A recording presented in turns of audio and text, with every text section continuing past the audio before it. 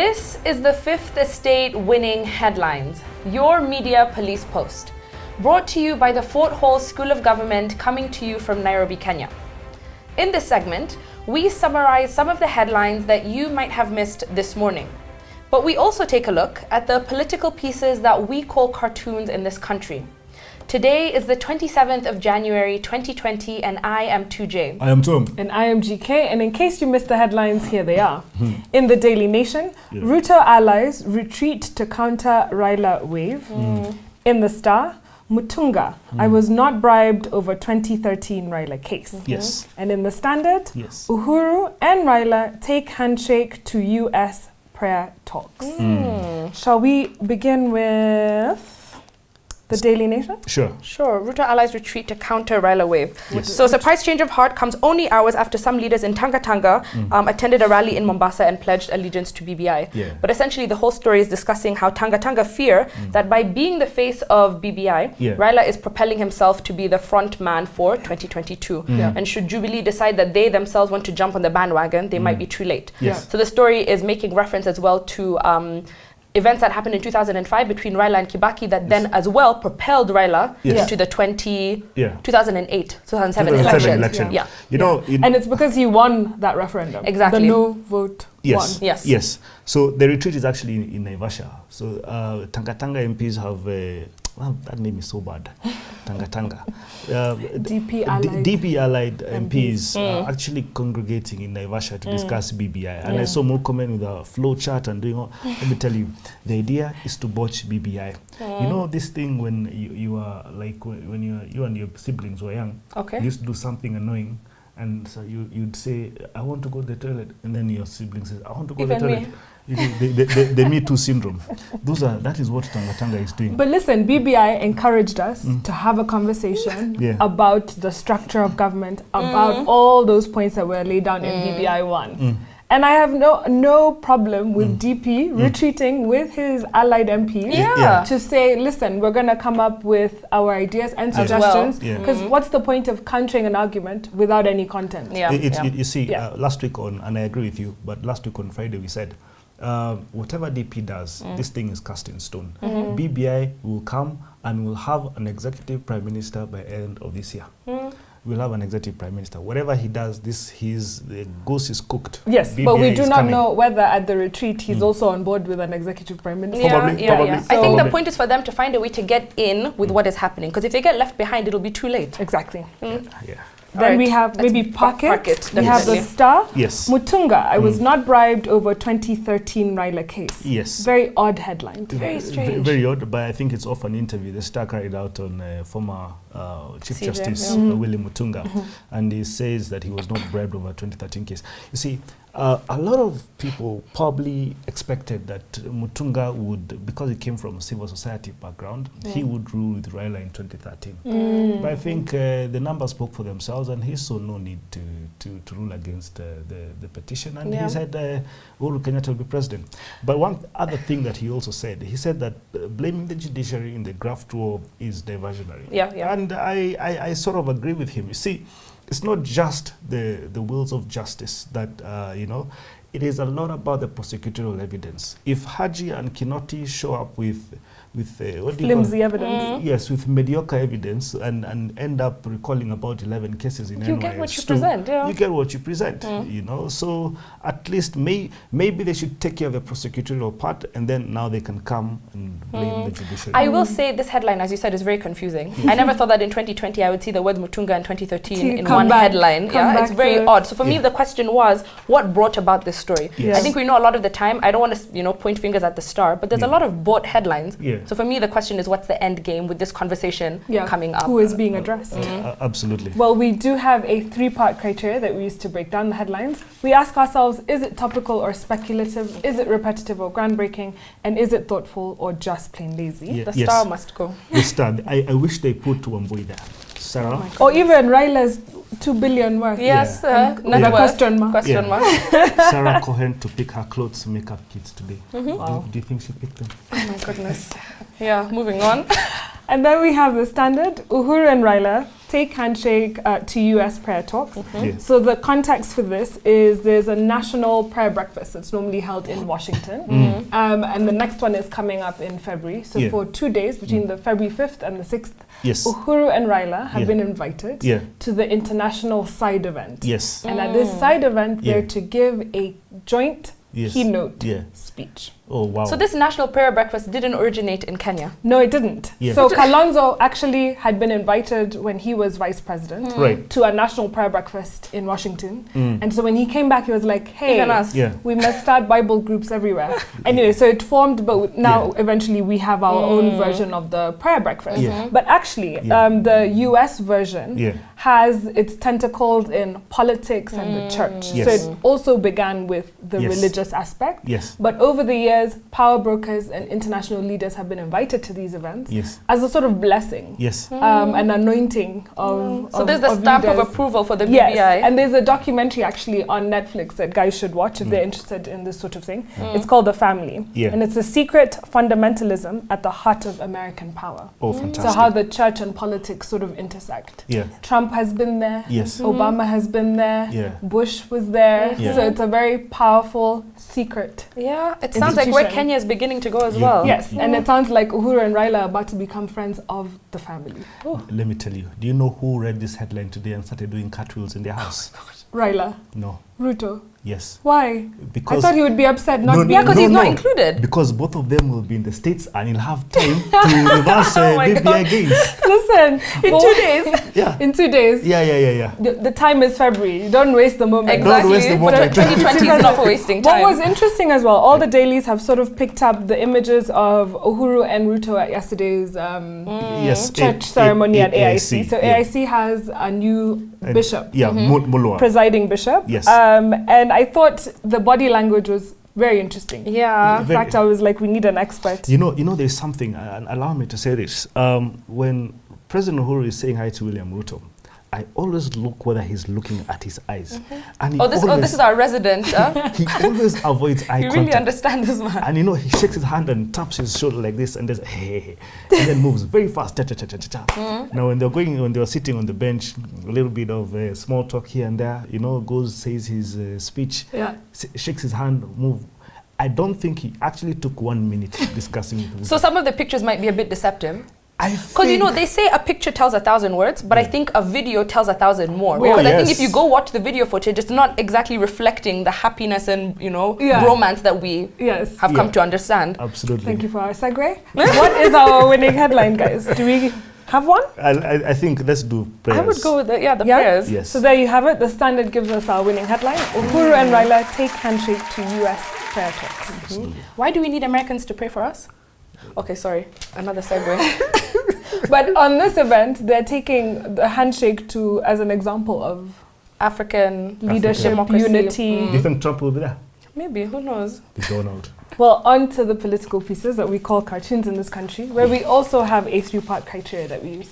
We ask ourselves, is it humorous or dry? Is it satirical or pessimistic? And is it effective or just plain lazy? And here we have, this is Ozone.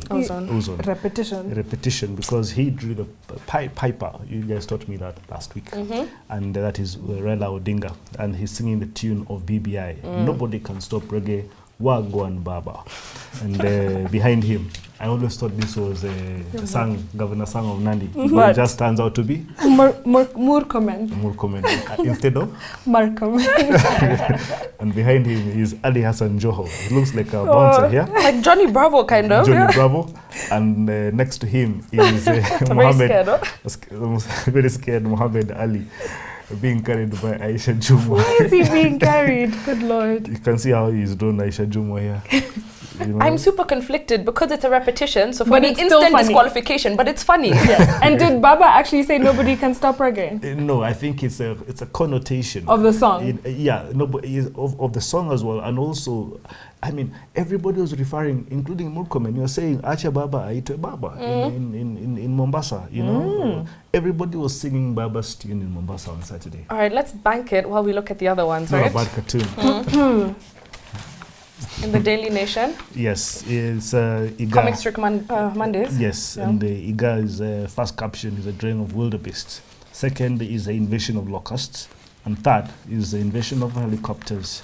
And the prize there is Kenya's increasing tourist attractions. Man, this guy was up. I liked it. We normally have the migration of the wildebeest in Masai Mara. Yeah. Then now recently we have had the locust invasion. And then now you have the helicopter invasion, thanks to BBI. But is it smart? Is it telling us something? It's just telling us that there'll be lots of helicopters in the air in the next few months. Shags. I mean, it's let's check it. Please. That's all right. Yeah. Okay, finally. Gado, you have caricature of the color singer himself, William RUTO, and he's tied himself to a road rail. And there's railway track, and there's a train coming. And RUTO is saying we are all on board. If he doesn't move, he will be in pieces. Because the train is called BBI. BBI is going to run him over. Yes, and that small thing that Gado draws there, it says, and to think that he helped to lay the tracks. This should be our winning cartoon. Most definitely. I think it's so funny. Okay, fine. With that, I feel like we can just toss the star. Okay, there you go. Gado gives us our winning cartoon. It's beautiful. What is our final thought? And now, our final thought. It is inspired by a book entitled Quiet, full column. The Power of Introverts in a World That Cannot Stop Talking by Susan Cain. It's a beautiful book. I think it's an interesting book. I really enjoyed it as well. I think the point of this week is as we close out January 2020, I know January was 5 weeks long. So I feel like we need to reinvigorate people as they go into February 2020 so that we can keep the year moving. Yeah. And tell people, it's February 14th? Valentine's Day. No one's looking forward to Oh my goodness. Whatever, we keep it moving. Quiet, the power of introverts in a world that cannot stop talking.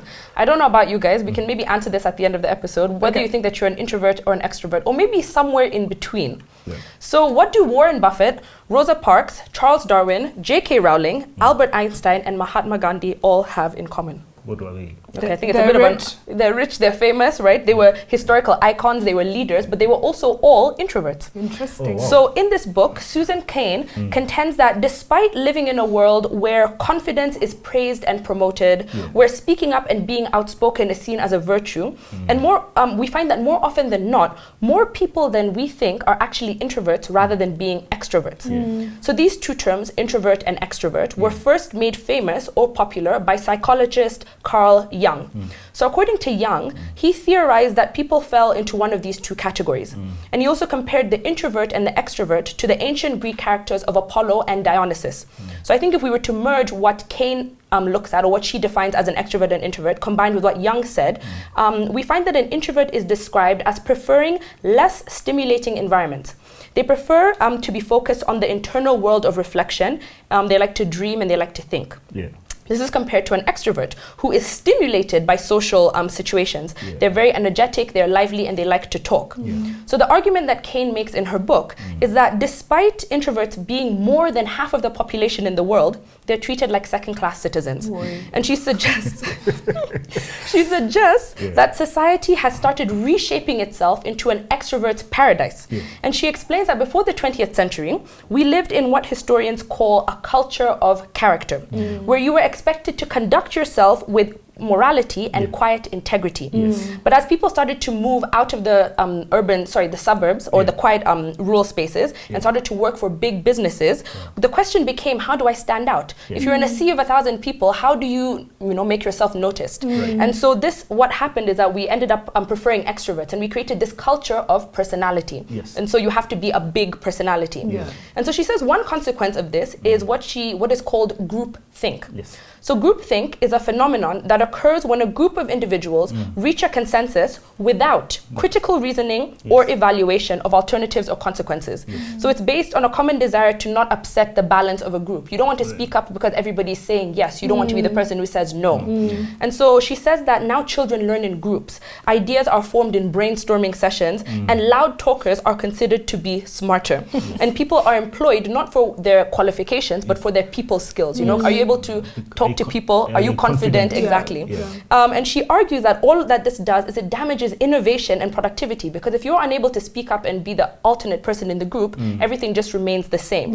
And ultimately, she believes that as a society, we're really starving for stillness, and that we need to turn down the noise and focus on what's inside. And I think it's an interesting concept. It's interesting. I don't know how much I agree with it, but interesting. And I like the book. As an extrovert yourself? Actually, I'm not. We'll see. To be determined. To be determined. But I want to ask both of you a question. Who do you think she's talking about in this book? In terms of? Which nationality? Okay, fine. I'll just come out and say it, because I know that that's what you want me to do. And then I'll ask you a second question. Okay, Americans, of course. Okay, who are the most obnoxious people in this world? Americans. And you? I plead the fifth. I think you agree with her. And I don't think it's a bad thing, right? Okay. And there's a reason why you would think that way. You see, in 1902, there lived a man called Dale. And he lived in a city called Missouri. You know, let me first say what chapter I'm taking this from. I'm taking this from chapter 1, and the title is "The Rise of the Mighty Likeable Fellow," which is American. And you see, this guy from Missouri, Dale was such a skinny guy. You know, just like I was probably when I was 13. He used to be bullied, and he came from a very poor family. His parents were perpetually broke. Now, there was a group that was called Chautauqua. You get the book you read, but that's how I want to pronounce it, Chautauqua.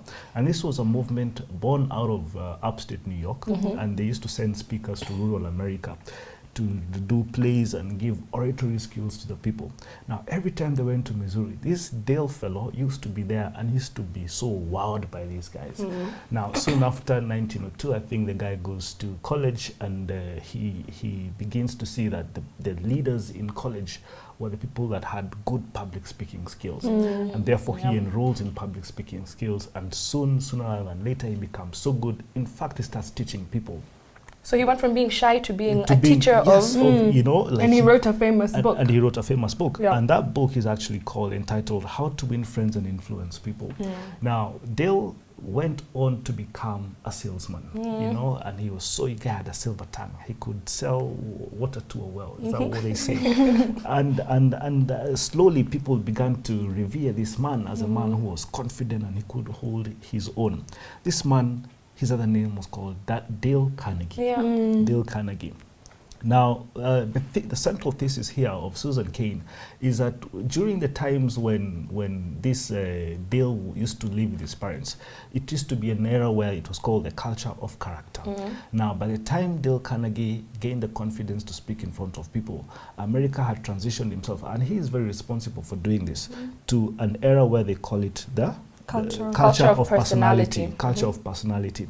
Now, so much had happened then, because Americans started moving away from rural areas to cities. And they said by 1840, you had about 8% of Americans living in cities. 8% lived in cities? By 1920, over a third of Americans lived in urban areas. And that's because now they were meeting strangers, now they are working, everybody's doing it. This is due to the industrial, you know, age. And Americans stopped being shy. So there's nothing wrong being an extrovert. Being an introvert sometimes, I mean, you have very good ideas, but sometimes I think you need to be expressive. You need to get some, that's how you felt. Well, in chapter 2, she does give us the myth of charismatic leaders. So she tries to take notes. Yeah. She tries to charismatic, what I try to say. She tries to make the case for quiet leadership, those more introverted styles. And so she visits the Harvard Business School. So everyone who is alive knows Harvard Business School is probably one of the best in the world, right? And it's a place, interestingly, that's full of extroverts. And those who are quiet are seen to be sort of out of place. And so Harvard Business School is a success story for all intents and purposes. You have a lot of CEOs and executives coming from Harvard Business School. So in fact, between 2004 and 2006, 20% of the top 3 executives running Fortune 500 companies came from Harvard Business School. Wow. And it has had former presidents, Yes. World Bank directors, Yes. any kind of major corporate that you can think of in the Correct. world. So Yeah. they've been shaping our decisions Yes. without us even knowing. Yeah. So Kane saw that the Harvard Business School has an interesting teaching and evaluation method. And it hinged on how extroverted one was. Right. So that if you're quiet in class, that was seen as a failure on the professor's part. Yes. Oh, gosh. And you didn't seem like a team player, and you didn't climb the social hierarchy at Harvard if you were not outgoing. Yeah. And the teaching method plays with an old age question. If you don't have all the facts, and in the real world, most of the time you won't, would you wait? Would you hesitate to make a decision? Would you wait to get until you have all the facts in order to make a decision? Yeah. And they say by hesitating, you risk losing other people's trust Yes. and also your own momentum. Yes. So Harvard Business School would always tell you, no, No. you know what? Yeah. Fake it till you make Make it. it. Make that decision. Always be certain, even when you aren't so. Love it. And so the whole learning method at Harvard Business School encourages lots of talking and participating and just faking it, even if you don't have all the facts. Very And it builds into that the current business culture where two things are primary. Yes. Your verbal fluency, so your ability to talk very fast and Yes. flashy. Yes. And number two, sociability. Yes. And so those are the predictors of your success. Yes. But she, and this book, gets us to question, is the loudest person always The right? smartest, yeah. And she points out this thing called the winner's curse. And it's basically those who are more intense, more domineering, get their way a lot of the time. Yes. But getting your way doesn't always mean it's the right way. Yes. Correct. So it means that people are being put in positions of authority Yes. just because they're good talkers and not necessarily because they actually have good ideas. Yes. And you can think of a bunch of politicians, Yes. even Yes. in Kenya, who talk a lot but content Oh yes. Zero. zero. Yeah.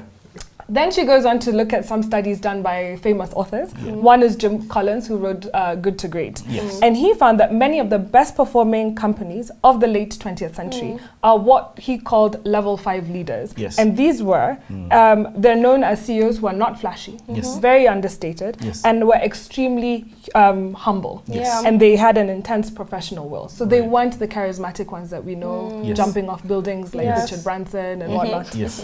And these CEOs were modest, reserved, shy, gracious, and understated. Yes. So she says, what can we learn from these introverted leaders? I'll be quick. 3 things. 1, they're not concerned with getting credit, Yeah. Yeah. which usually means Yes. that they can assign work to Yeah. those who can perform it best. Yes. So it means that you're not trying to hog the limelight Yeah, for constantly by yourself. having the best idea. Yeah. And the third thing is that introverts, when more, they listen more, which means that they don't dominate every situation. Yes. When you listen more, you can gather more. Yes. So many information. lessons. Yeah. Yes. But a very good book. Yeah. You know, let me ask you guys, of all world leaders right now in the world, who would you just, if you're told to mention a world leader right now, say one. Trump. You? Kagame. Thank you. There's a reason why you say that. But there's a reason why you say Trump. I would say Trump. You see, Trump comes out, he says everything, and he actually attributes, when he killed al-Baghdadi, he said, I walked in, knock, knock, a normal person would say, open the door, but my soldiers blasted his door. You know, everything is up to him. But you see, that is how he gets reviews. However, I think this book is inviting us to just think about balance in life. And I think that's very important. And I think just speaking about balance, have you heard of an ambivert? An ambivert is what you have between an extrovert and an introvert. So when I ask that question, what do you think you are? I qualify myself as an ambivert. You could be a bit of both. I can be a bit of both, and I think that's really important. I like that because the Sicilian mafia had one rule, that the loudest in the room is the weakest. Okay. So I agree, you have to find some middle ground. Good balance. So on a day where we had a double win from the Standard, win from Gardel, and a winning headline. I want to leave you with this. Our culture is biased against introverts, quiet, reserved people. But introverts are responsible for some of humanity's greatest achievements. And solitude matters. And for some people, it's the air that they breathe. So embrace your quiet moments and have that vision for yourself in 2020. I agree. That's true. Please subscribe to our YouTube channel, but also find us on TV. We're on GoTV, Pang Free to Air, and StarTimes. Have a great week.